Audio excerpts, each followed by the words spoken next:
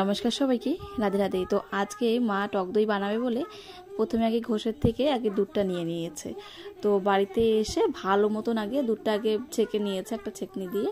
তো তারপরে গ্যাসে একদম পুরো হালকা আঁচে, দেখতেই পাচ্ছ, তো একদম পুরোপুরি যতটা দুধ ছিল পুরোপুরি আর্ধেক মানে হয়েছে, তখন গিয়ে গ্যাসটা বন্ধ করেছি।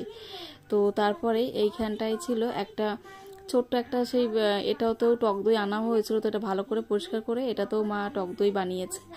আর একটা মালসা ছিল, সেটাতেও মা মানে আর কি দইটা পাতিয়েছে। আর মা এর আগে কখনোই আগে দই বসায়নি, এই প্রথম। তো ব্যাস সকালবেলায় আমরা সবাই খেয়েছিলাম বাড়িতে। তো এখানে খই ছিল, চিড়া, মুড়ি আর গুড় দিয়ে মা এদিকে টক দই দিল, আমরা সেটা আর কি মেখে খেয়েছি। আর সত্যিকার বলতে এত অসাধারণ হয় খেতে যে কি বলবো, আমার তো খুব ভালো লাগে খেতে। তোমরা কে কে খেতে পছন্দ করো তোমরা কিন্তু কমেন্টে জানাবে। আর দেখতেই পাচ্ছ যে কতটা ভালো হয়েছে।